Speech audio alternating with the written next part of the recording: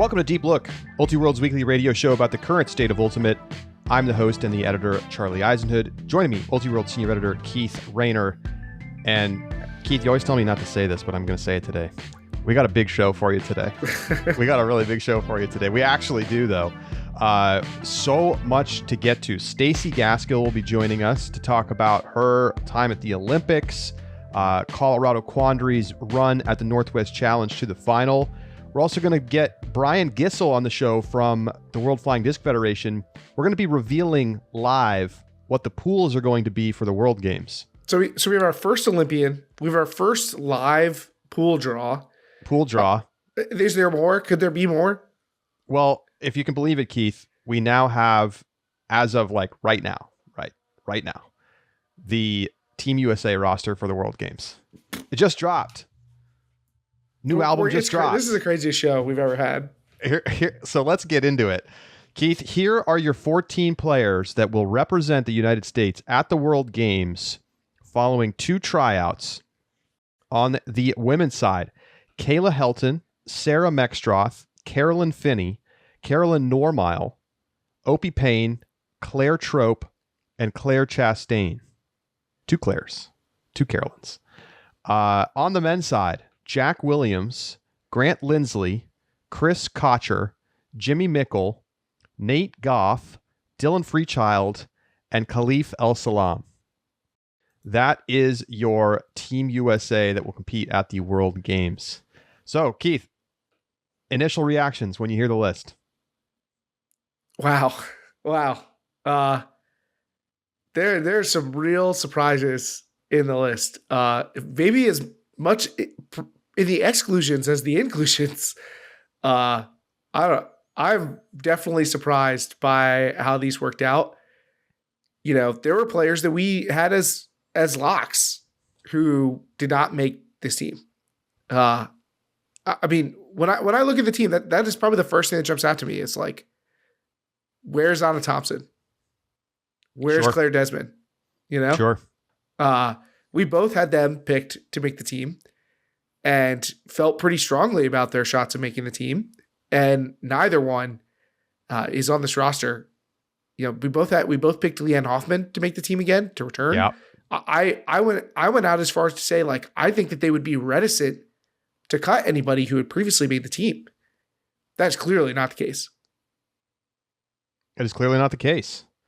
I mean, I got to be honest, Keith, the number one surprise for me, Anna Thompson not making it is probably the most like wow snub. And you know, I don't know if that's fair because it's not like she's been on the team before, but just from what we've seen from her the last few years, the level of performance has been so high. I really thought she was going to make it.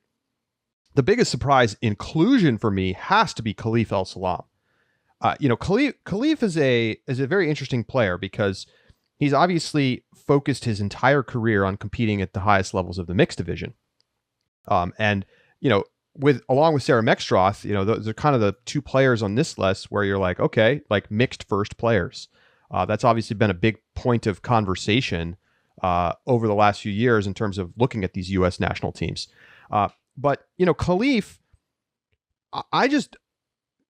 all of the other players on this list, I was like, not at all surprised, right? I mean, you know, your Jimmys and your Dylans and your Chris Kochers. I mean, these are players who have been at the highest level, have played on, you know, past World Games teams. Nate Goff, arguably a surprise, but, you know, has the skill set that makes a lot of sense. You know, it's going to be him or Matt Rader or Ben Yacht that got a spot on this team. And it was him. You know, you could also say Jack Hatchett, who ends up as an alternate, but doesn't have quite the size of Nate Goff. But Khalif is a player where, you know, he's good, but I don't know that we've seen him play at that highest level of like a U.S. national team level for a World Games team. So he must have had a great tryout. And I have to say, I wonder a little bit if his just raw enthusiasm for the entire process and documenting it on Instagram, tweeting a lot about it, did that help his candidacy ultimately when it was all said and done? Because again, I think it's just easily the biggest surprise for me. I am less surprised by Khalif's inclusion than you are. Not because I think I'm pretty surprised by it, but I don't scale it as that much higher than my surprise about Nate Goff, probably in particular. Sure. But that to me, the biggest surprises are more overall. I'm not surprised necessarily that Kayla Heldon or Sarah Mextroth or Carolyn Normile made it. I'm surprised all three made it. You know what I mean? Like that there are three places that they deviated from what I think most people would have expected is what's surprising to me on the women's side. And that probably encompasses my biggest surprise. If it's kind of cheating to roll all three, but it is that, oh wow, this happened three times, not just once. Nate Goff is not a player who I think has shown over the longevity of what Khalif El-Salam has. Oh, no his ability question to compete at the top level. I mean, this is a guy who broke onto the scene, 2 club seasons ago as a defender, and a guy who's still known as a defense first player. Sure, he's been able to make some plays in the air on offense, but I mean, this is somebody who's a role player, and I certainly think has a low enough profile, perhaps lower than Chris Kocher when Chris Kocher was a surprise to make the team. Khalif El-Salam has a big profile for one, but huge profile for two, arguably the biggest of the team. He has been, the problem with Khalif hasn't been the ability to make the big plays. It's the ability to play consistently. Like that has been the challenge for him throughout his career. I think I've seen the tools for him to be an elite level player. It's just they've come in flashes rather than, at a consistently high level from game in, game out. So I might actually be more surprised by a less established player like Goff than I am by Khalif's inclusion. Certainly seeing both Khalif and Mex make the team, not a shock in either one individually, but it does make you wonder if there was some intentionality to trying to make sure that players from the mixed division were included. I don't know how they count players who, like Anna Thompson, who's just played her first year in the women's division. Like, should she count as a mixed division player? Carolyn Normiles had a career playing with both mixed division teams and in single gender play. So I don't really know exactly how they count that stuff, but I'm less surprised that Khalif El-Salam made the team than I think I am that Nate Goff made the team. If you're going back to before tryouts, we had heard that Nate Goff had a very good tryout in the first round. So that colored my perception a little bit. But yeah, and Sarah Mextroth too, as well, reportedly was just tremendous at tryouts. And I mean, obviously, look, this is an incredible team. And I think we should go through the exercise in our subscriber bonus segment of picking the 14 players on the non-team to see if we can make a team that we feel like could beat the team that was picked. Or, so we'll do that. See maybe how they do in the field. Yeah. So here's the other big notes, Keith. No Cammie Groom again. I mean, this is arguably the best player of the generation in terms of just like raw impact on the game, and does not make the team. She is one of the alternates along with Jesse Schofter and Anna Nazarov. But are you surprised Cammie didn't make it again? Yes, I certainly am. And just a quick note, because we've actually said this. So yeah, as Charlie just read off the women's division alternates, we mentioned Jack Hatchett is an alternate for the men's side. Rafi Hayes and Eric Taylor are the other alternates for the male matching players. Certainly all players that were in consideration for making the team. Like, yeah, feels like the bubble is the right spot for them to be. Cammie is definitely a surprise to not make the team. Being included with the alternate seems important. Like, if she were just nowhere to be found, that would be truly shocking. This is one of the biggest individual difference makers. And yes, does she have some areas of her game that aren't as well-rounded as some of the players were selected? Sure. But you kind of have room to take one of those ace in the hole, like this person excels at this one or two things, like their strengths are outrageous in these specific areas. You have space to take that player. I mean, we've seen them do that with the Bo Kittredges, the Sandy Jorgensens. It feels like the starting point should be, okay, we take a player like Cammie who really is successful in a way that other players on the team aren't, in a way that we know we will see from top level teams. So you need that elite athlete stopper. And then we can build out well-rounded players around them. It's like we love basketball comparisons. It's like taking the one non-shooter and then putting spacing around them on the floor. You have space for that one person who can't shoot. So you build from there. I'm definitely surprised. Obviously I wasn't at tryouts. I haven't seen film for tryouts. I haven't necessarily heard that Cammie had a tremendous tryout, but like the body of work is well laid out. What Cammie Groom can bring to the table. You don't need a weekend and a half to tell you what Cammie Groom can do. And that there's got to be players on this list who maybe didn't have their best tryout. I just feel like almost with certainty, there are a couple of players who have just proven that they are super elite and maybe didn't have the absolute best tryout, but they get the benefit of the doubt because they're, I don't want to name names because I don't want to suggest somebody had a bad tryout. But you can think about the names on this list that feel like auto includes on the U.S. national team. And it is surprising to see Cammie once again not make it. How about Claire Trope making it? I mean, we both picked Claire Trope to make it, but I think it's still arguably surprising. Maybe not as much as Carolyn Normile for me, but still surprising. I think Carolyn Normile is my number one surprise on the women's side of the list. I think I agree. To me, it's her, Kayla Heldon, who Kayla Heldon's been very well so well lately. Yes, that's what I was going to say. Not a player who I feel like has like a standout skill, but does fill the kind of like two-way ability. Normile has been, I think, probably underrated by the general public compared to what my conversations with club players actually is of her. I mean, she's a pretty well-respected player. So on that front, I'm not super surprised. I'll be curious to see what her contribution level is, like what her role is. I mean, you just can't hide on these rosters. You are going to be involved in the play. There's just nowhere to hide. So we're going to see what she can do without a doubt. But who's handling? That's an interesting question. I mean, Finney is probably the one like pure handler. And even she, like, if you were going to talk about handlers who could cut, like Finney's going to be at the top of your list. Finney and Normile, right? Clear handlers. Well, it'll be clear. It's unclear to me what they'll do with Claire Chastain.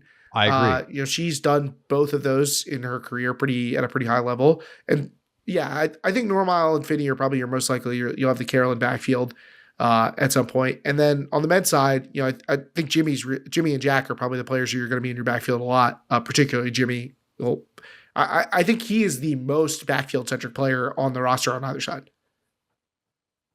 Yeah, for sure. But Kocher can handle, Freechild can handle, but once again, I think, there's more of like a center handler type player on the team this time around with, you have some options, but I felt like last time around, Finney was still kind of like emergent, right? So Finney was the surprise in 2017.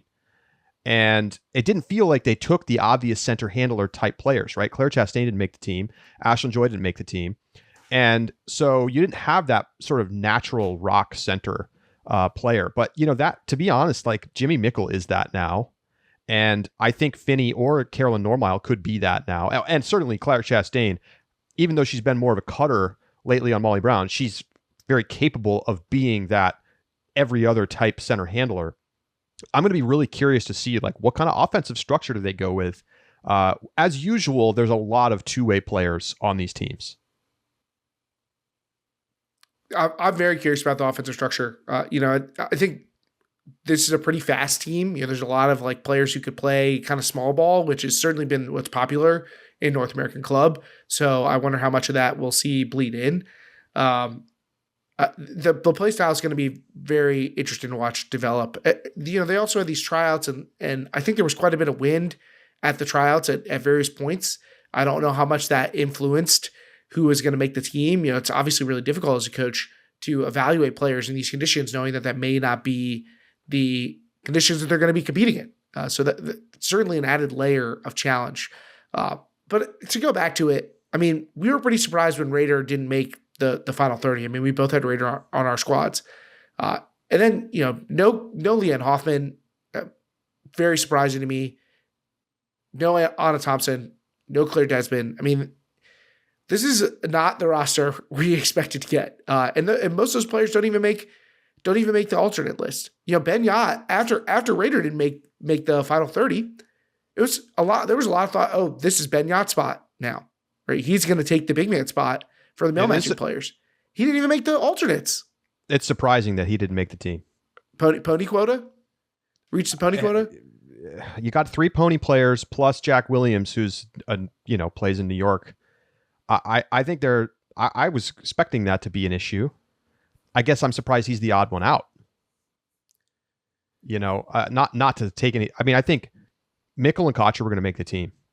Grant gets in, and Yacht does not. 3 Fury players as well, with Kayla Helton and Opie Payne and Carolyn Finney. I think we have to talk about this, Keith. So Jack Williams made the team, but he's almost not even a North Carolina guy anymore.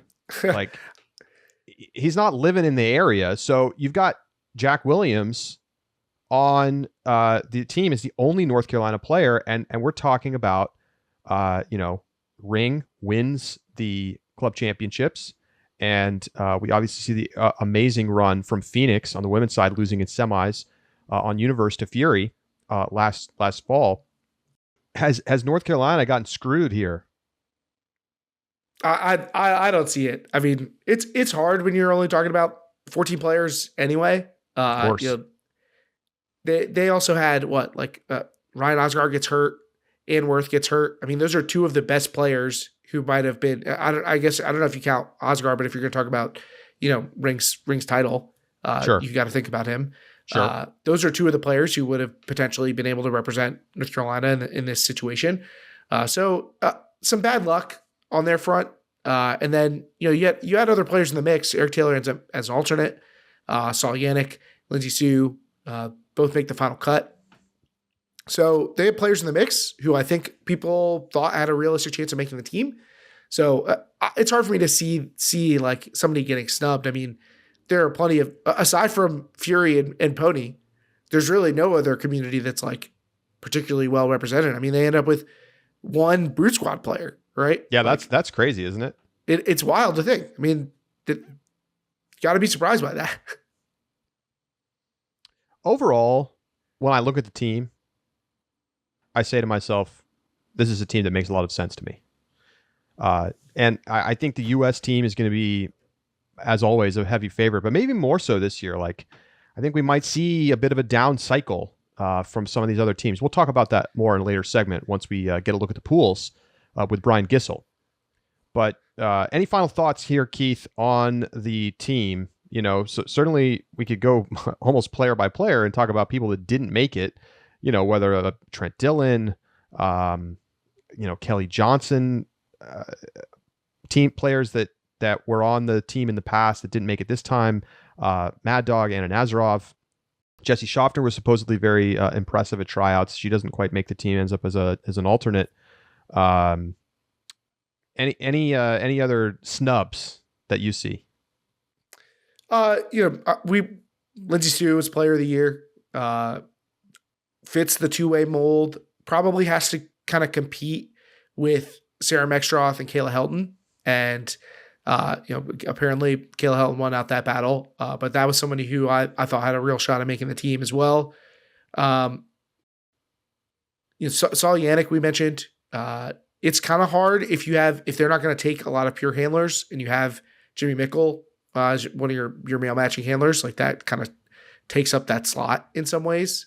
The snubs list, because all the players are so good, it feels like everybody could be a snub. I mean, you're going to see when we make the team of players who didn't make this team, you're going to be like, wow, this is a team that could easily like win a gold medal. Like, I think you're going to see a team that looks almost as good as this team once we sit down and do it.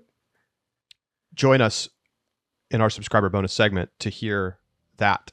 All right, we're going to take a break. When we come back, Brian Gisel from WFDF joins us, and we're going to do a live on the air drawing of the pools for the World Games. So stick around. We'll be right back.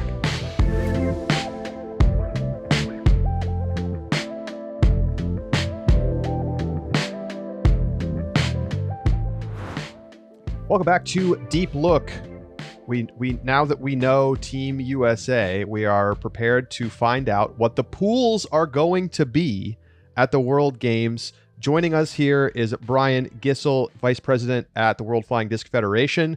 Brian, welcome back to the program.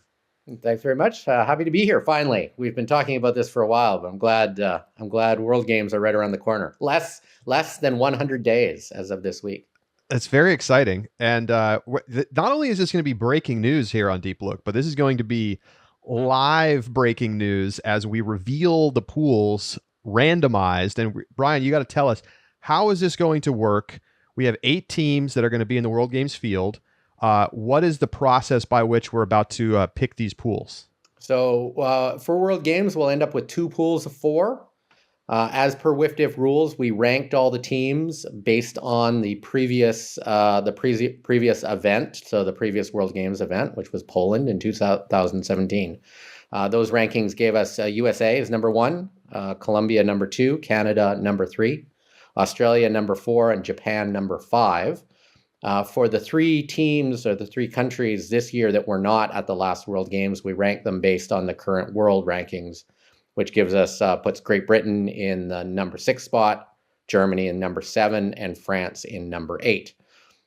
We take the first 2, the top of each pool, and use the rankings. So USA goes into Pool A as A1, Colombia goes into Pool B as B1, and this is when we get to the random part. Then we take each pair of teams after that and put them at the second level, 3rd and 4th. And we also use the snake method for this. So when we do this first draw, the first team that I pull will be B2. And then the second team, the remaining team, will be A2. And then we'll flip that and go back the other way when we do the other pair. So that's it. And we'll pretty quickly fill out our pools here. Well, perfect. So how are we going to go about doing the random draw here? Well, the names of the teams and the flags of the teams have been put into as it's a good timing because it's almost April, into Easter eggs, and they've been mixed up outside of my view. I will mix them up some more. I've got an assistant helping me out here, and I will open up the eggs and reveal the winning teams. So as random as I can get. So here is our bucket, and that's the fate of 2 teams right there. All right, so the 2 teams at play here are Canada and Australia. That is correct. And the first team that I pull will be B2, so they'll be in the pool with Colombia. So I will. I think.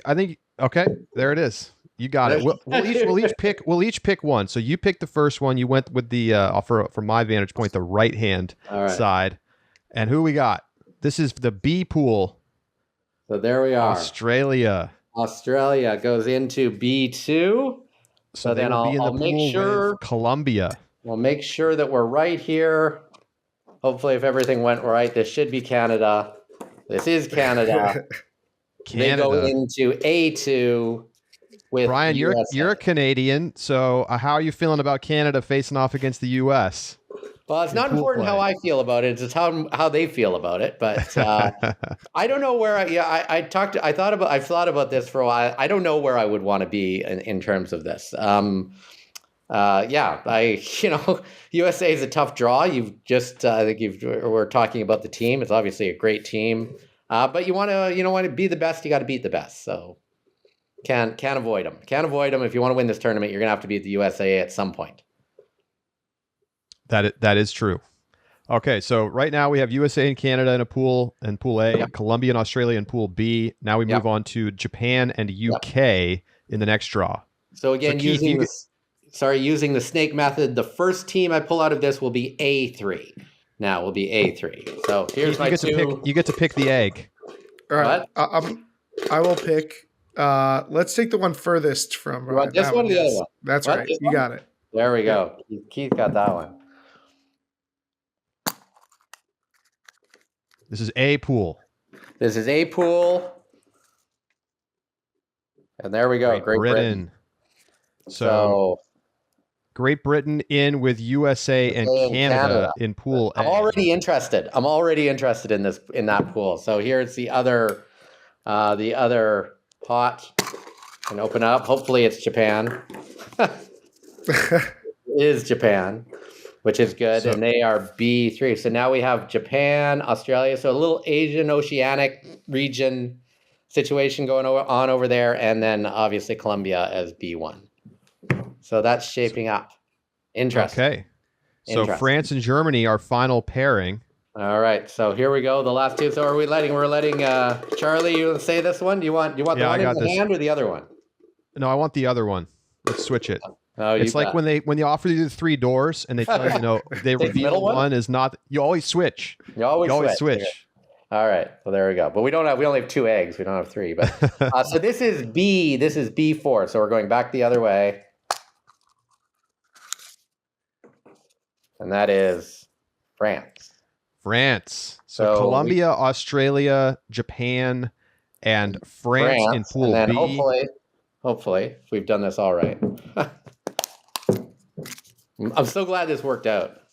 The way at least nothing went wrong. That's Germany for. So then we've got USA, Canada, Great Britain, and Germany. So there's our pools. Interesting. And I can tell you now, knowing that the very first game, the opening game of the World Games, which will happen on July 12th at 9:30 a.m. Central Time, will be Canada, actually, and Germany. That's the A2, A4 matchup in the morning. And USA's first game will be at 6 p.m. on that day, and their first game will be against Great Britain. So that's the first USA game. And then the other pool, we will see Australia face France and Colombia face Japan. You've worked it out. You've cracked the code. Colombia, Japan, put that one on the prime time right there. Yeah. Well, that one's good. It is in the prime time because it's in the 4 p.m. slot. So that's in the afternoon slot for that. So yeah, interesting pools. They're all going to be good. I think now with the announcement of Team USA here, more and more interest is going to be ramped up for this event. I know, Australia, I believe, has announced, and most of the other teams are down to their short lists. I chatted with, I think Canada is still working on their cut down, so I'm not sure when they're doing that, but it should be good. I wonder if some teams are even waiting for if you got to go through the U.S., why not wait till the U.S. roster comes out? See if you have a favorable matchup somewhere, see what you can do. Strategize a little bit. So Brian, what exactly is the format that we can expect? We'll have round robin and pool play. Yep. What happens after pool play? So after pool play, we go straight into semifinals. So A1 will play B2 and B1 will play A2 in the semis, with the winners going on to play in the gold medal game, and the 2 teams that don't win those games will go and play in the bronze medal. The bottom teams will also do a consolation semifinal with A3 playing B4 and B3 playing A4, and then the next game to determine 5th place and 7th place. Will the teams make it through the heat of Birmingham, Alabama in July? This is the question that I have. Or any of us who will be there, because we're all planning on being there as well. I've got to be around. I'll be able to be in shade more often than the players. But the players, the benefit certainly of this format, and I've said this before, we now have 8 teams instead of 6, but we also have additional competition days. We actually have 5 competition days. So it's a single game a day. This is not your weekend tournament, 4 games each day kind of situation. So teams, hopefully, even though it's going to be hot, will avoid as much attrition and tired legs right up through the end of the event. So teams will come out, they'll warm up, they'll play their games, they'll get out of the heat pretty immediately. So a lot of rest time for all the teams comparatively for Ultimate anyways. Has it always been 1 game a day at World Games? I feel like I remember it being 2 games. No, it's been 2. Mostly it's been 2. We were often, when we started off, we only had 3 competition days. Or sometimes 4, but we also did a full round robin around 6 teams. So we had more games we had to run through. So this gave us a lot more. It also allows us to avoid the middle of the day as much as we can. We've got a morning session with games at 9:30 and 11:30. And then our afternoon session is 4 p.m. and 6 p.m. So we kind of try to avoid the hottest part of the day. I think it's always going to be hot there. But teams aren't going to be playing at noon, 1 o'clock, 2 o'clock kind of thing. So again, to avoid the kind of the stress on the players as much as possible. I imagine people are already going to be thinking about this. Birmingham is in the central time zone here in the United States. So you'll have to do the math. It's, let's see, GMT -5 for our international audience. All right. So those 6 p.m. games will start at 1. Start in the middle. It's going to be late. It's going to be late. And I feel bad for the later. folks in Australia and Japan. It's going to, like, maybe those late games will actually be late enough that they'll be up in the morning. They'll be early games. They'll be early games. But those morning games, so those morning games then will work out fairly well for the European prime time. So those morning games. So for France, Great Britain, Germany, people in those are interested in those. But people get up anyways. Like, obviously, you're gonna watch this. Everybody's gonna want to watch it.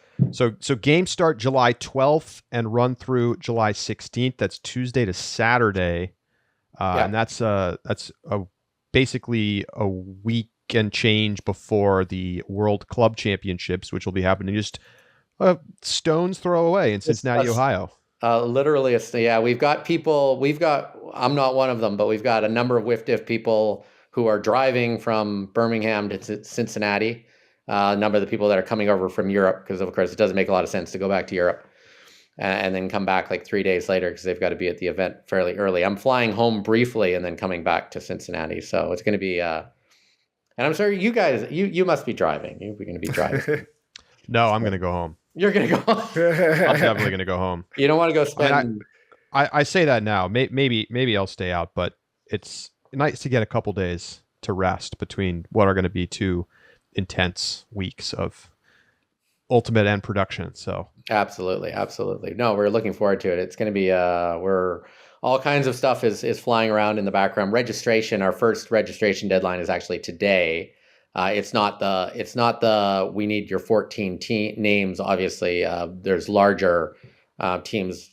Countries can submit larger rosters, and it's not limiting, but it's just the first. It's just another one of the.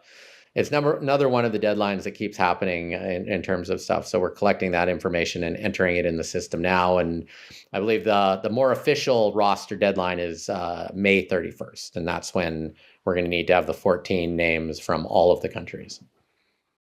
This may not be a question that is as relevant now as it's been, but obviously we've seen a lot of WFDF events canceled because of COVID.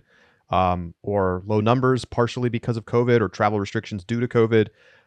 So how is everything looking for these events this summer?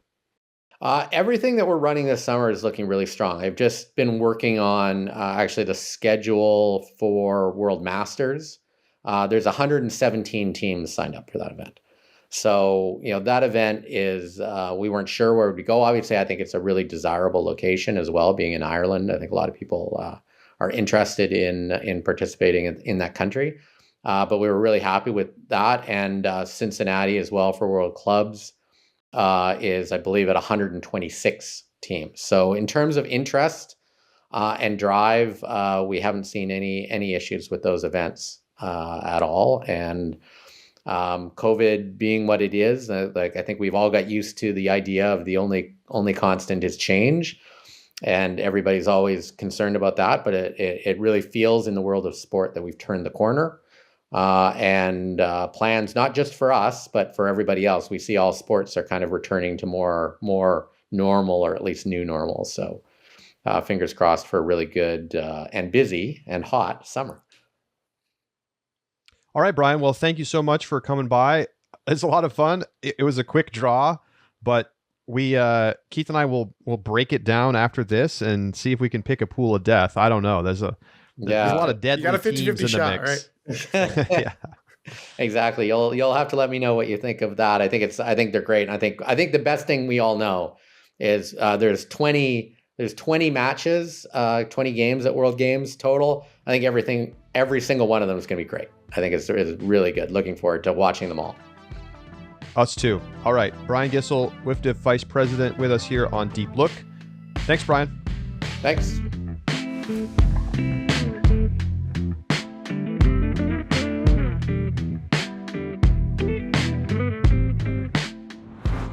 Joining us now on Deep Look is Stacy Gaskill. She's a player for Colorado Quandary. She's also a U20 and U24 Team USA player from past seasons, and of course, probably most famously at this point, an Olympian in snowboarding for Team USA. She just competed at the Olympics in Beijing. So, Stacy, welcome to the program. Hey, thanks for having me. Well, it's so great to have you on the show. We have obviously got a lot of Frisbee stuff to talk about, but I know you just wrapped up your snowboarding season with the World Cup. And of course, you're at the Olympics. You finished 7th in both the World Cup and at the Olympics. What was this experience like for you to, make the U.S. national team that went to the Olympics and going over and competing? To make the Olympic team is something I've been working for a long time. And I think last year things really started to click like on the World Cup level. And so I was able to like bring that momentum into this season and finish like with my best results. And I was able to again carry that momentum into the games, and I might not have finished exactly how I wanted, but I was able to go and show the world that I have something to offer. And it was really exciting, and I'm fired up for another chance in 4 years. It was a lot of fun getting to watch you and root from you from home. And, it was an exciting performance that you put forward, but you're someone who's gotten a chance to represent the U.S. both in ultimate and now in another sport. Do you find that the experiences feel super different? Like obviously the Olympics is going to be different from what you're going to get at like a WFDF event, but did you feel like meaningfully representing your country was different in those different aspects? I think the atmosphere is very different.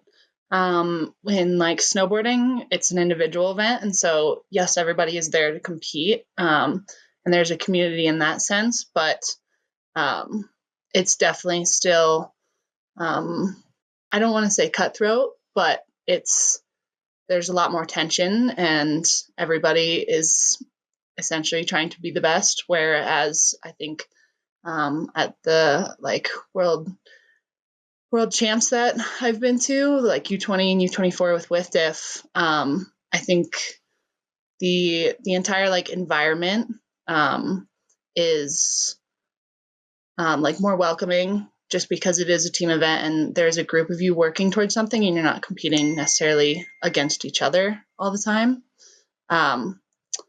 But in both ways, like it's an absolute honor to represent my country. I worked really hard to get into both positions and to be able to wear the flag and hopefully make everybody back home proud. There's nothing quite like that, no matter what stage you're on. On your website, it talks about that your goal is to compete at the 2028 Summer Olympics in Ultimate Frisbee, which obviously we still don't know that that's going to be a thing, but in case that it is, would you rather win a gold in snowboard cross or in Ultimate? Oh, that is a tough question. My mom helps me run my website, so I did not know she put that on there, which is funny. I feel like that's a pretty unfair question because they're both very different. Like in terms of snowboarding, I've been snowboarding since I was 8. And so it will have been a long time coming. I didn't do that, but best case scenario, I get to do both. I think with Ultimate, it could potentially feel more rewarding in a like community sense because you achieve that like with a team, which is something that I think is really special. And I don't necessarily get a ton of that with snowboarding. Just because we are competing against each other. So you're happy, but also it's bittersweet in some ways. But both is my final answer. Well, I mean, the double, talk about a double peak. That would be pretty incredible. I've always wondered though about, the tension between, competing in another sport when you're training to compete at this high level and play in the Olympics, the risk of injury or the time commitments.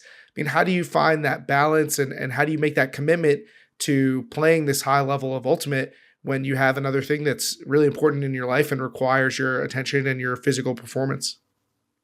Yeah. I mean, that's something I think I'm still figuring out as I go, but I used to think I could do them both 100% all the time. And I think I realized that one, like my body can't keep up with that, never having an off season. But so in that way, I've had to kind of prioritize in different times throughout the year. And so knowing that this year was an Olympic year, and like the fourth in our quad, I definitely had to step back a little bit from Frisbee and like playing in the fall with Quandary, and like Molly Brown this past season, so that I could focus on like being 100% for the Olympics.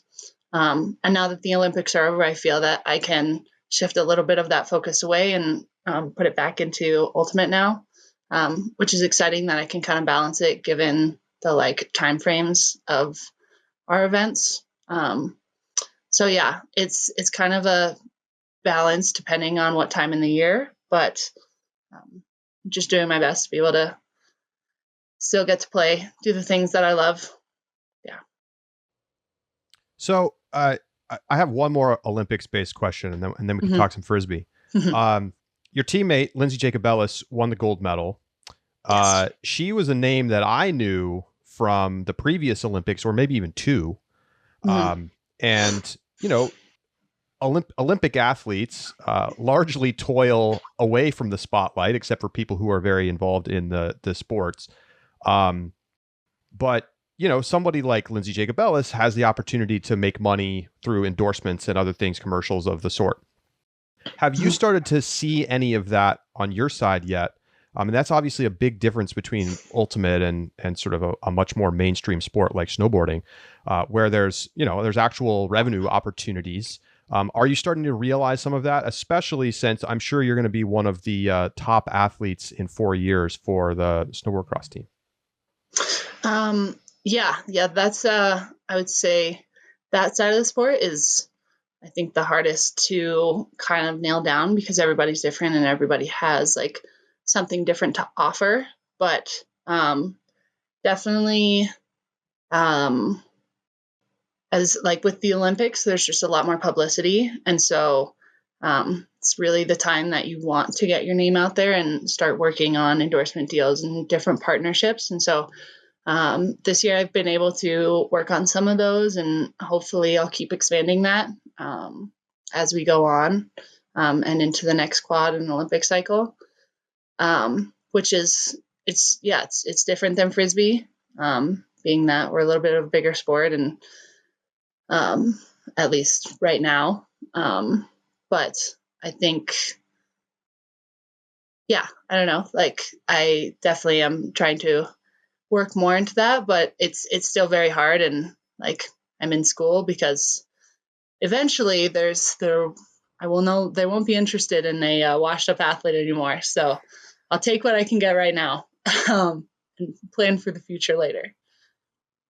Maybe we have to have a conversation. We can get the first UltiWorld sponsored athlete here. We'll see. we can talk further about it. Yeah, we'll talk later. Well, okay. So we said we would give you some Ultimate questions too. And Colorado just had a very successful performance at Northwest Challenge. You reached the final, played fantastic game. The team had some mixed results in prior events, some success, some results that probably were a bit disappointing.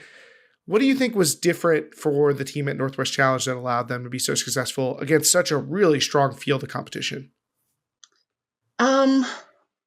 Yeah, that's a great question. I think this weekend was a tipping point in our season, and like we've been talking about it all year that like we have incredible depth on our team, and we are like focusing on like smaller things and trying to find our identity as a team and essentially what we can offer that no other team can match. And so we've been trying to figure that out all season and just haven't really been able to match either our playing level and our execution to our energy. And we came out and had to play UNC first round after spring break. And we didn't play a horrible game, but I think it definitely motivated us. And so we came into Sunday, and I think everybody for the first time was like, well, we're gonna go out and we're gonna play the Frisbee we know how to do. And regardless of what everybody thinks, or regardless of the expectations that we've put on ourselves, we're gonna play. And I think our game against Carleton in quarters might have been the best Frisbee game I've ever seen that team play in all the years even I've been watching.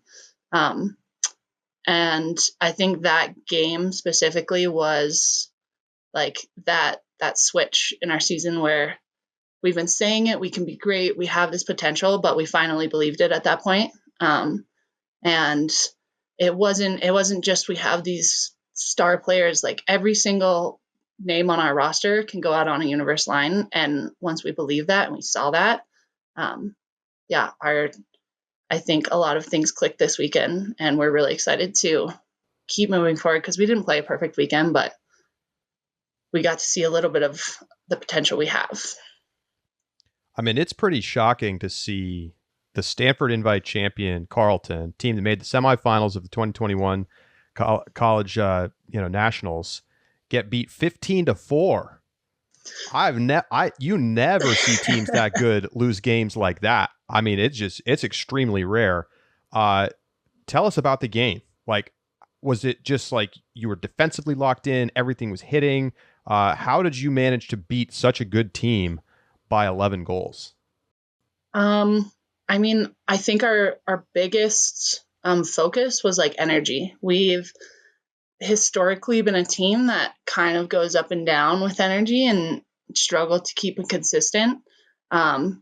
And before the game, one thing we focused on is like memory of a goldfish. And so we're like, regardless of all the past things that have happened, regardless of yesterday and losing to UNC, like we're going to come into this morning and we're going to take this as an opportunity.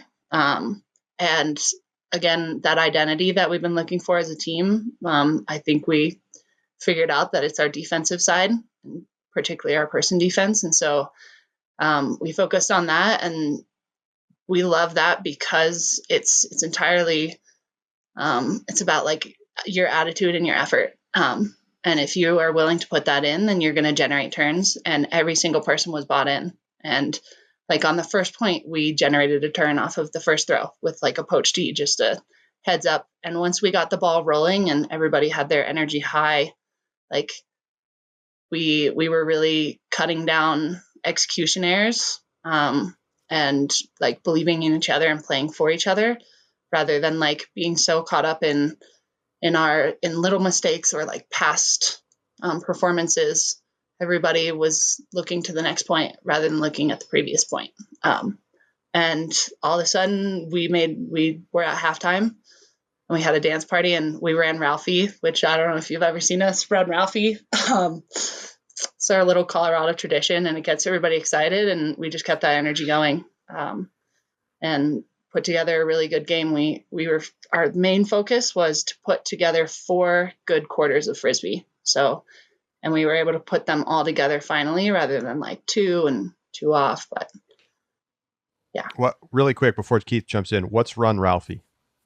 Have you ever seen a Colorado football game? Yes. So we have our Buffalo Ralphie, and they run Ralphie around the field. Well, I happen to have like these little Ralphie horns.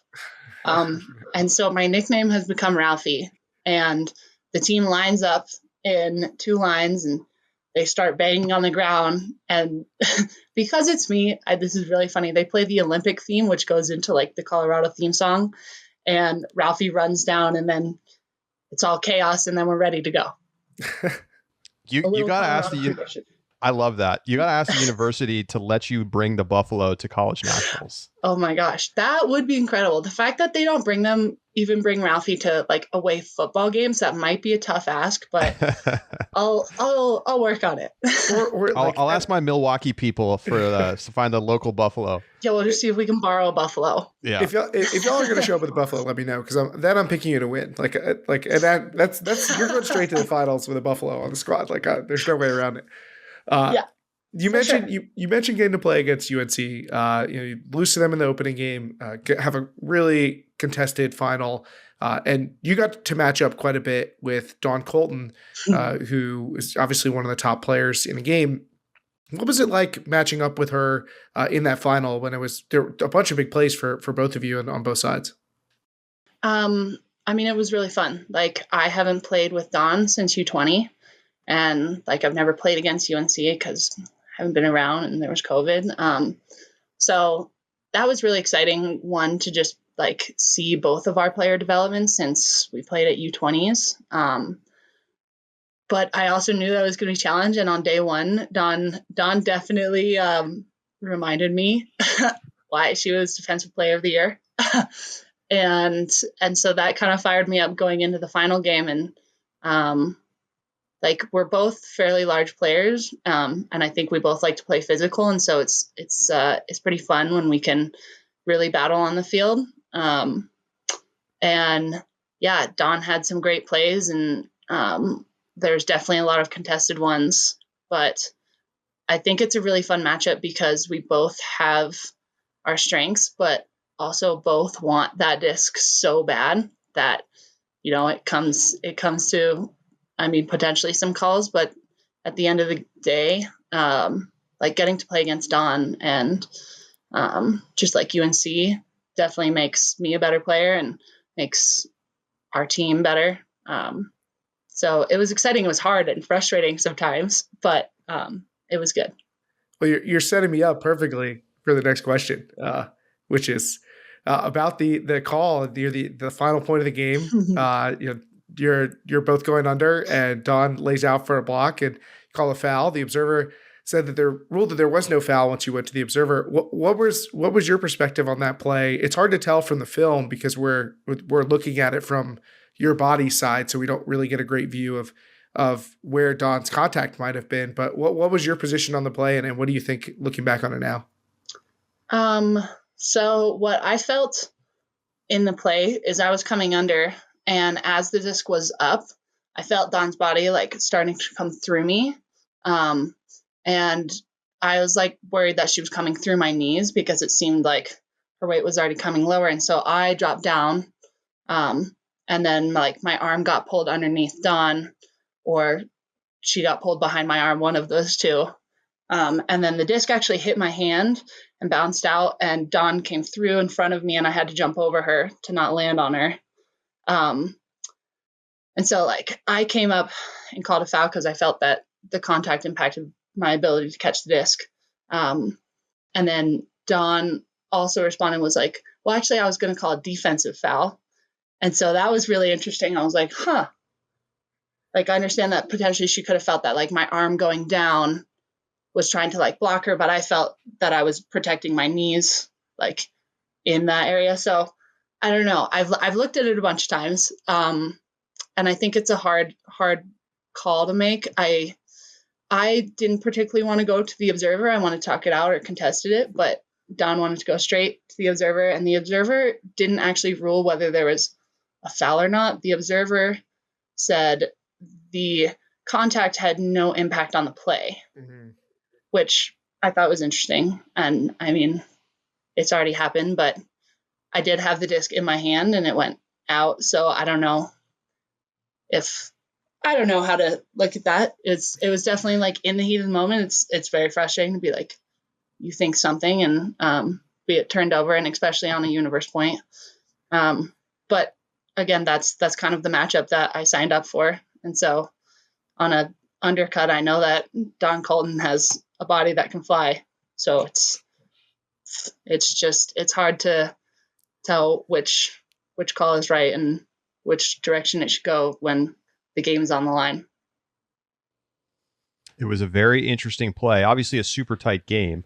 Could have gone either way. I mean, literally, that call could have arguably helped decide the game.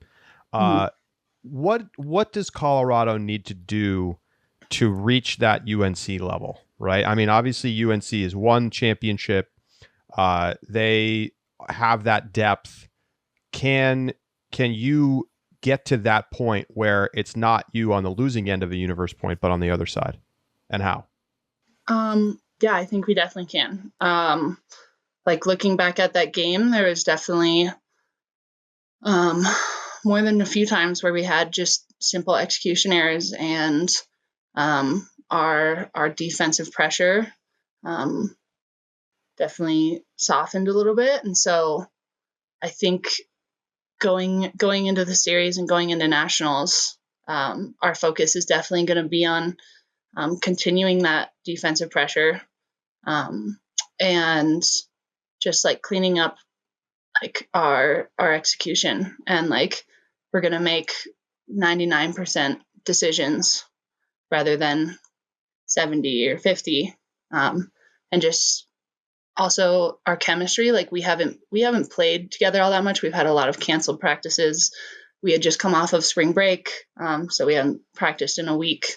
And so I think not necessarily worrying so much about what we don't have, but focusing on just improving and upping things that we do have and the strengths that we already have, and just working together as a team to play for each other and with each other is what will make that difference. All right, Stacy. Well, thank you so much for stopping by.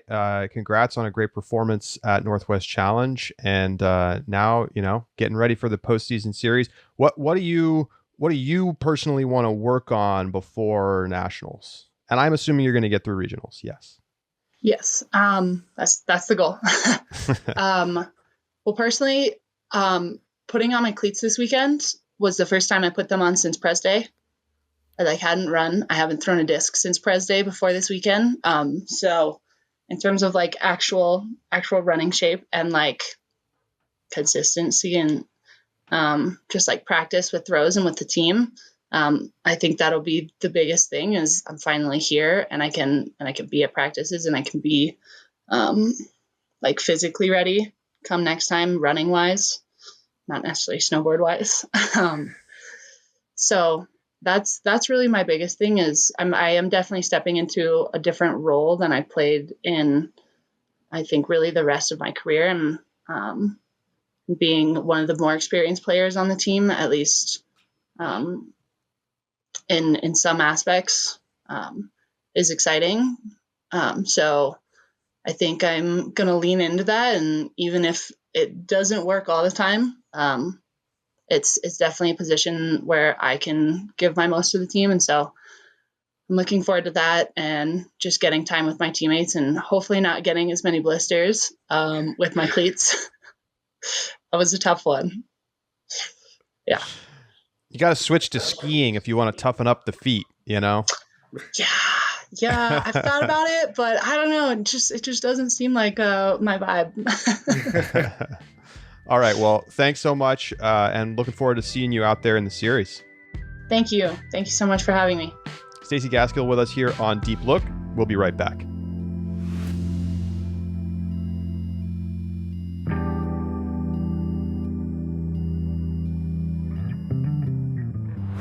Welcome back to Deep Look. Thank you so much to Stacy Gaskill for joining us. I thought a very insightful interview, Keith, both into the Olympic world and into the Frisbee world. And into that call that we were talking about in our Discord. What a twist ending that Don Colton actually was going to call a foul on the defense, or on the offense, excuse me. Yeah. And I think that's one of those plays, like even in Discord, people are disagreeing about, was it a dangerous play? Was it a foul? Was it not a foul? It's a true foul or nah type situation. And then a big pivotal moment, Yes. So Northwest Challenge, UNC gets the win. Colorado obviously has to be upgraded in your eyes, Keith. How much do you upgrade them is this a semis team? This was, by the way, this was my pick a couple months ago now. It was seen as a hot take at the time, but it's feeling a lot better now that they're going to make semis and nationals. I still feel now, I obviously feel a lot better about it. I think that they showed you this weekend that they have the tools to be that team. They're certainly in the mix. I think you'd be foolish to count them out now at this point. Particularly, they demolished Carleton. That is a crazy result. Just to show it wasn't a fluke, they went out and trounced Washington 15-7. Yeah, those are not the kind of results that you get just like on a heater. You're not just like hitting your hucks or whatever. That is dominance. Colorado beating Carleton 15-4 is the most shocking score of the season. I don't even know what to do with that. No doubt about it. And this is after Carleton looked unbelievable at Stanford Invite. And we've been kind of talking about what's going on with that. It was windier at Stanford Invite. Maybe there's something to that. Like the depth of their throwing skill outshines early in the season. And then with the more still conditions, cutter-driven conditions, you can be more successful even if you don't have the best throwers. But I don't know, 15-4, like that's like, you got to figure something out if you're Carleton. It's like, whoa, what happened to us in that game? If you put Carly Campana and Tori Gray and Kate Lanier on the field by themselves, you think they could score 5, right? Like I have no idea what to do with that. And Washington, inconsistent. I don't know what their rotation looked like. I know they've been pretty open from what I've heard. But they were inconsistent too. So, I don't exactly know what to measure of Colorado. Again, and we said this about Washington in the men's division. The problem with Colorado is not the talent. Now, they do have more talent than I realized. Their rookies look good. Abby Gillick looked like she was one of the best players in the field in that final at points. She and Stacy Gaskill and Khalil Phillips and Kristen Reed, like those were the big time names for them during that game. Emma Williamson made some good plays. They have recruited well. You shudder to think what they would look like with Bailey Shigley and Sky Fernandez playing with them. Like that would be outrageous. This team is very talented, but they haven't been able to put it together, right? That's the thing that's missing from them. They've been talented. That's never been the problem. So I still like, this is a great result. This is a great sign. There's no way you can't say the stock's up. But I still am going to harbor some reservations about them until we see them prove it at nationals the same way I do about the Washington men's team. All the talent, but like, can you win when it matters? Do you worry about Carleton? They go 3-2. They get close wins over UBC and Stanford. They beat UCSD 15-10. That's a pretty good result. And then, of course, they get crushed by Colorado and then lose to UBC in the rematch 15-13 in consolation. This is, of course, coming after their undefeated Stanford Invite. Do you take them down now a peg, or do you still think this is a top 4 team? You have to, but I think that I can assuage some of the concerns with what we've seen from this team prior to this. Like, there's a lot of reasons to believe that this is an aberration, but like North Carolina, what I think it says is that these two teams, even if they're your two favorites, even if you still think North Carolina are 1 and 2, the gap between them and the rest of the field is not large, and it is not going to be a walk to semifinals in the final. No, it is very, very plausible that one of these two teams loses in quarterfinals. That one of these two teams doesn't win their pool at nationals. Like that is a thing that could happen. We have that. That is what's been put into play for me. I still think, like, if you were going to Vegas and you had the odds on North Carolina, they would still be the favorite to win the title. Carleton would be the second team, but that gap has narrowed a lot. And you don't even, who even knows other storylines like Washington, Vermont makes semifinals. They look legit. What do you do with all these teams? I don't know. Yeah. Vermont really looked very good. They lose by 1 to UNC in semis, then they lose by 1 to Washington in the third place game. Very good results. I think clearly a quarters team, maybe a semis team. For the first time, we see Emily Posey playing, and she delivers. There's sick highlights already, like tournament 1 of her college career, and I'm very high on this Vermont team. They are going to have one of the best 1-2 punches at nationals, and that goes a long way in college. We've seen it work. We've seen teams go to the final with that. I mean, the Harvard men's team a couple of years ago, that's just perfect example. And so I really think this Vermont team could be dangerous because, now they've like first time playing their full roster together basically, and they almost knock off the number 1 team in the country and clearly look like, a top 5 team in the country. So I don't know what more there is to say. Like, bring on nationals. They're better than that Harvard team was. I mean, that Harvard team was top like to bottom. 2 first-team All-Americans and some like guys who struggled to make All-Region. Like this Vermont team, like Sarah Von Depp, Lila Bannister, yep. like they are good. I see no reason not to put them in that semifinals conversation too. I low key like what I'm seeing from UBC. By the way, don't be surprised if they sneak up on you. They're gonna end up like probably a low seed at nationals. Sneaky team. They're gonna be a popular game pick. I can see it all playing out now. Are they going to be a low seed at nationals? I mean, I don't know who about knows? that. How the hell are they going to seed nationals? I don't know. I mean, it's going to be a little tricky, but they beat Stanford. They crushed like the bad teams, and they split games with Carleton. I guess that's true. I don't know how you put them below an 8 seed. No way. But maybe you're right. Maybe they're going to be in the 7 seed or something like that, 8 seed. Well, obviously, it'll also depend on what happens at Northwest Regionals. If they can knock off Washington, that'd be huge. Regionals is going to be crazy. Canadian teams. Obviously, UBC's been a good team for a long time, but you got McGill in the men's division coming in, making noise. We haven't even seen some teams like UVic. It's going to be fun. Yeah, I'm in the Metro East, so I'm over here looking over my shoulder. Like, is Ottawa coming or not? Like, what do we got to worry about? What else, Keith, from this Northwest Challenge? Obviously, a lot of very good teams, but besides those top sides, UBC was this is their debut. They beat Carleton 15-13 in the 5th place game. UCSD wind coming out of the sails a little bit. Not their best weekend. I think that's to be kind of expected given how thin they've seen to run at the top of their roster. So I do worry about them, not being able to play at a consistently high level. That could be a real challenge for them. So they're a team that I harbor some light concerns about. Western Washington, bit of a bounce back weekend. They get Ali Constantino back, looking a little bit more like the program that we know. Yeah, has there been a bunch of changes to the name? Sure, but they've still got Julia Downing, Ali Constantino.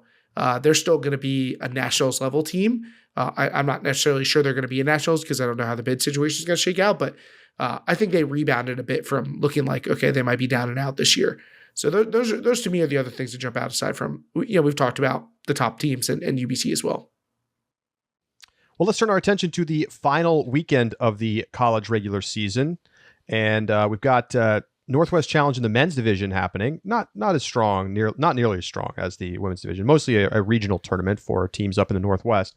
And then, of course, the big ticket item is going to be Easterns, where most of the top men's teams will be competing this weekend. I would say it's probably not quite as strong top to bottom as we see at Northwest Challenge in the women's division, but still very good. Some late drops causing some, last minute schedule changes. But so as what we know right now, UMass has dropped out. Vermont may have to drop out due to COVID. So we will see what happens there. But you've got Brown, UNC, Pittsburgh, Cal Poly SLO, Michigan, Texas, Cal, Northeastern, very strong top end. We'll see if Georgia can bounce back this weekend. I was just going to say, I guess Georgia's not, they don't even get the talk anymore. They're a 3 seed in their pool. They could easily win their pool, like that would be the kind of performance I'd like to, if I'm a Georgia fan, I need to see them come out and beat Pitt and Cal in pool play and win that pool.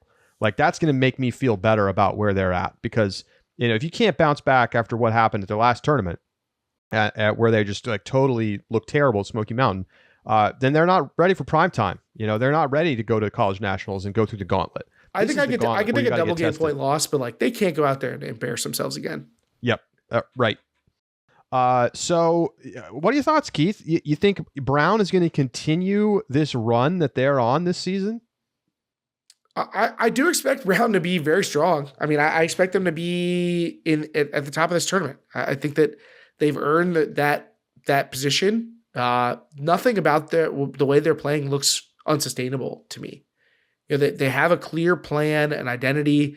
They've got players who can play in different roles. They've got enough depth at the top end.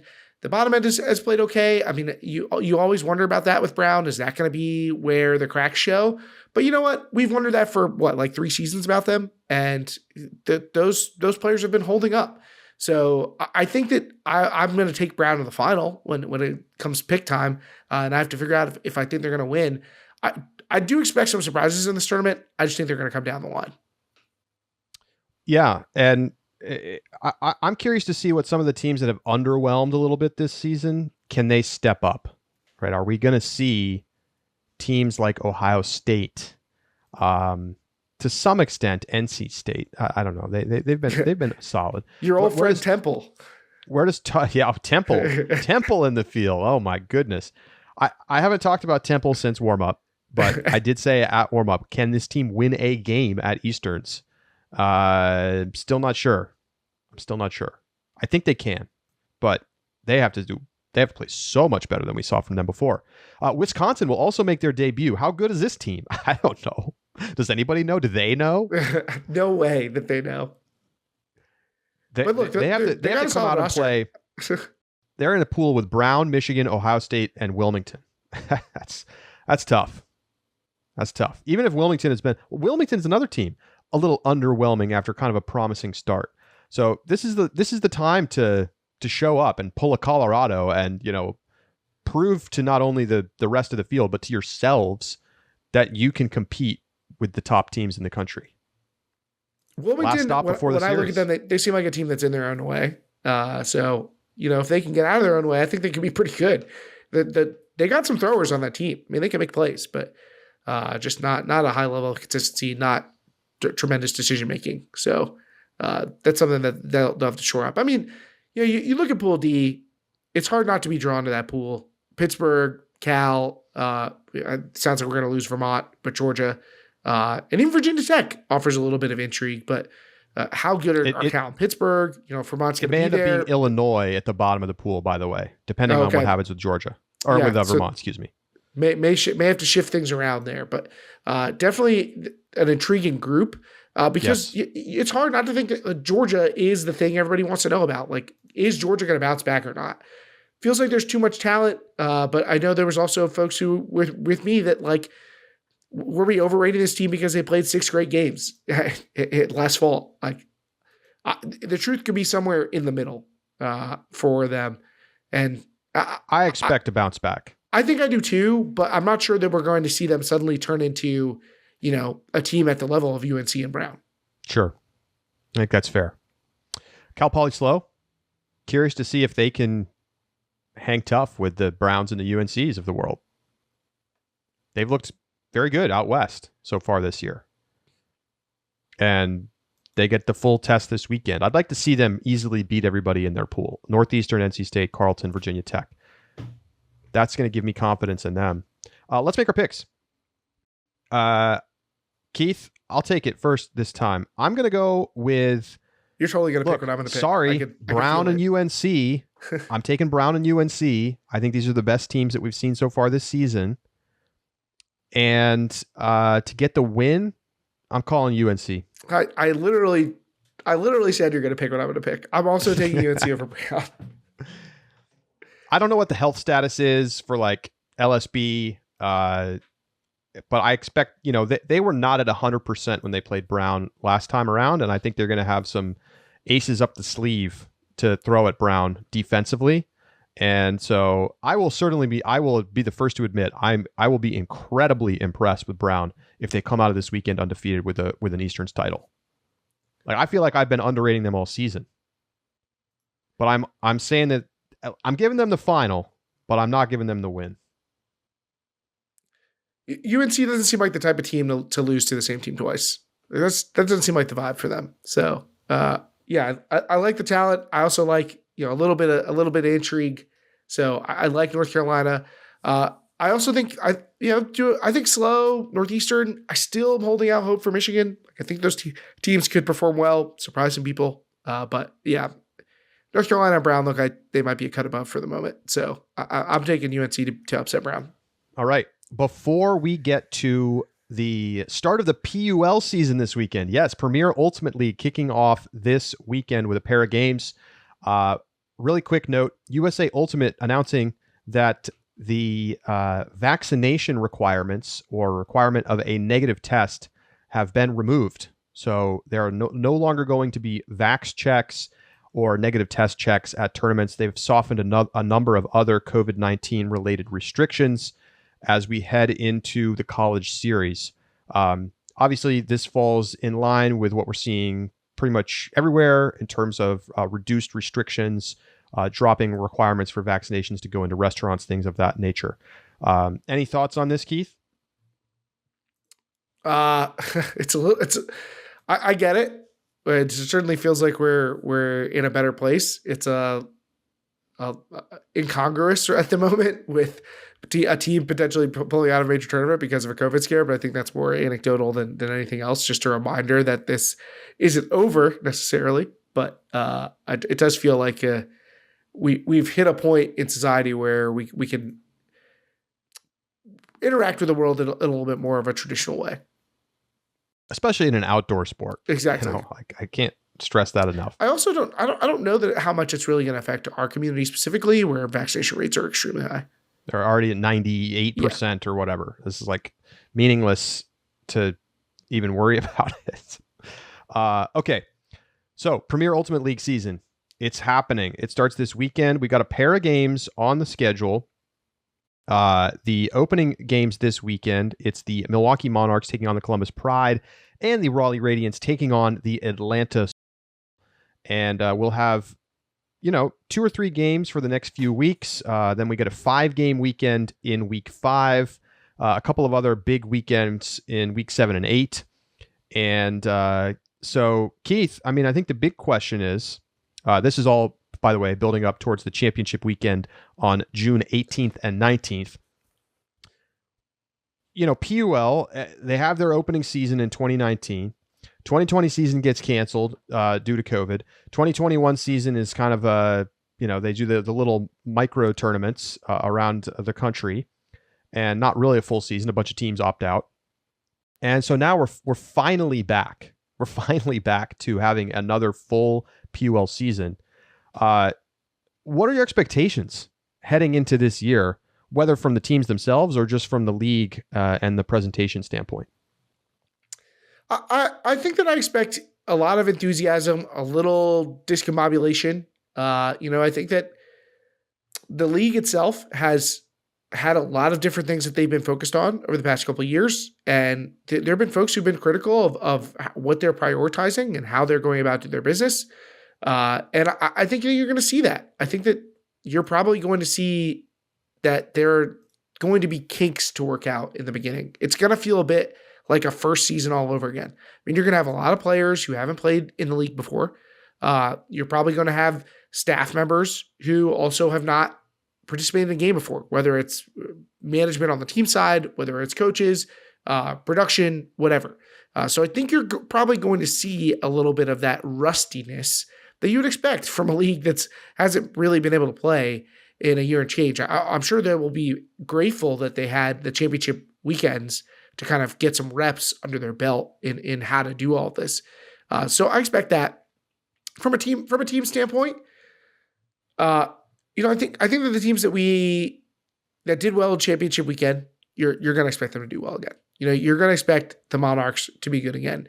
You're going to expect the Gridlock and the Shadow to be good. You're obviously going to expect Revo and Radiance to be good. So those are the teams that stand out at the top to me. Maybe it feels like I'm slighting Pride, who also performed well at championship weekend, but their roster feels like it's lost a little bit of pop. So, to me, it feels like it's a Gridlock Revo conversation again. Although Shadow looks pretty fierce. Shadow team looks strong. It does. And they got 27 players on the roster. And, Players from around the region too, not just DC. Ashley Book, Linda Morse, Nada Tremonte, Blaise Sevier has been looking really good. Carolyn Normile just made the World Games team. Claire Trope just made the World Games team. Annalise Peters, one of the top players in the college division. Safari. I mean, it's a big list. Yep, it's a big list. Definitely interested. I think that they're going to be competitive. I still think Raleigh's the best team on the East Coast. How do you not, after what we saw from them as Phoenix and as Radiance? When they found their sea legs at the New York Championship weekend, I mean, they looked amazing. So, I think when you just look at the depth on that roster, it's crazy. I mean, it's it's essentially Phoenix plus Sarah Meckstroth. Yeah, I should have let them out. That was an oversight on my part, not a snub. So whether you're talking about Lindsay Sue, Ashley Powell, Ella Jungst, Dawn Colton, Tyler Smith, Sarah Meckstroth, Karen Earhart, Bridget Meisner, Grace Connerly, I'm named less than half the team. They're very, very good. For me, Keith, I think they're my preseason favorite. I think I put them ahead of Revo because Revo does not have its American pickups this year. There's no Lisa P. There's no Claire Chastain. They don't have the same depth, and I wonder how they barely made it through the gauntlet of their long American road trip last time. How is it going to go this time? With Mosqueda hurt, I have some reservations. I still think they're really talented. I think especially in a situation where they're rested, let's say they make it to championship weekend, they come in, they fly in, and they just have those games. They're going to be extremely dangerous. But can they even make it to championship weekend? That's a question for me because of the schedule that they're going to have to play. It's true. They have a really unusual schedule, and the lack of pickups could show. I mean, we saw them wear down a little bit on their road trip in the previous season, the pilot season. And now that I even went through the data and showed how much of their offense functions through their top players. And it blew away every other team in the league. So that's going to probably be exacerbated even more by the fact that they don't have additional pickups. It's going to be more responsibility on the Cardenas twins, on Alejandra Torres, on Yina Cartagena. I think Montana has improved as a player and probably can help take some of that workload, but it's just going to be a lot to ask of this team, and they're going to have to play all their games in a short amount of time. And they have a pretty tough schedule with back-to-backs. So we don't exactly know what the playoff structure is going to be like, but there's a non-zero chance that they miss championship weekend, right? Oh yeah, because here's their schedule. Okay, so they get a home game against Milwaukee at TEP in mid-April. Winnable game for them for sure. Playing at home, got to think they win that game. But then they got to go on their American road trip. So they're going to play May 14th and 15th. They play the Shadow and the Gridlock. Then a couple days later, in the middle of the week, they play the Radiance. And then the following weekend, they play Atlanta and Nashville. So they basically have their toughest games first, and they're going to be worn down playing road games against Atlanta and Nashville when they've already played, three of the best teams in the league. It's going to be really tough. I think, realistically, I think you hope to go 4-1. I don't see them winning all 5 games. I just don't see it. I don't think it's possible. It's tough. And I think the league is more talented this year. So yeah, a little bit deeper overall. So let's make our championship weekend picks, Keith. Who you got going to play a championship weekend? So just are we thinking 4 teams? Is that where we want to go? It's going to be 4 teams. I assume it's going to be 4 teams. All right. I haven't actually seen what the plan is for the playoffs. I don't think there is an exact plan public yet. Yeah. So last time they used essentially the USAU algorithm to allow for balancing of non-standard schedules. So they just kind of put all the data results into the USAU algorithm, and then they spit out the top teams. And ultimately, I think the best temes made the top 4. There was a little bit of controversy at the margins, but that's part of the using an algorithm, I feel like. But however it shakes out, Keith, who you taking? All right, so I'm definitely taking the Radiance and Shadow, who I have at the top of my power rankings right now. And then I think if I have to take 4 teams, it's tough because there's 3 teams that I want to pick from: Revo, Gridlock, and Monarchs. Man, can I really pick Revo to miss? I don't think so. That seems crazy to me. I guess I'm gonna pick Gridlock to miss. So I'm gonna go with the Monarchs and Revo to also make championship weekend. I really like the Monarchs pick. I really like the Monarchs pick because I think they're the best team in that area, and I like their schedule a lot. They play Columbus, and then at Revo. That's a tough game, but chalk it up as a loss. Fine. Then they've got Atlanta, Minnesota, and Indy. Am I missing a game? I don't think so. I think they win all those games in my mind, except the Revo game. So, wins are obviously going to be the most important thing. So I agree with you. I'm taking Milwaukee as well. I'm taking Raleigh. I am going to go with... Yeah, I think DC is just more talented than the Gridlock. So I'm going to take DC as well. The question is, who's the last team? That is really the big question. I'm going to take New York. I think Revo is going to miss. Wow. I love it. I love that you're picking it. I really thought about it. It just felt too crazy to me. It's definitely a spicy take. But they're not the same team. There's not the same team.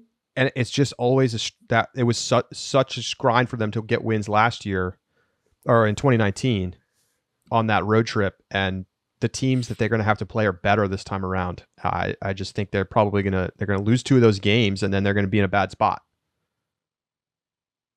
So we'll see. Exciting. Again, you can go to premierultimateleague.com to find the schedule and streaming links and things of that sort. So, of course, we'll have our preview up as well. Okay. Wow. What a show, Keith. Yeah. Everything all at once. We should rank the segments. Join us for our sub bonus segment where we break down our Team USA Team 2 and see if we think they could win at the World Games or beat the current Team USA. So become a subscriber for less than $4 a month at ultiworld.com/subscribe. For Keith Raynor, I'm Charlie Eisenhood saying so long. And we'll talk to you next week right here on Deep Look.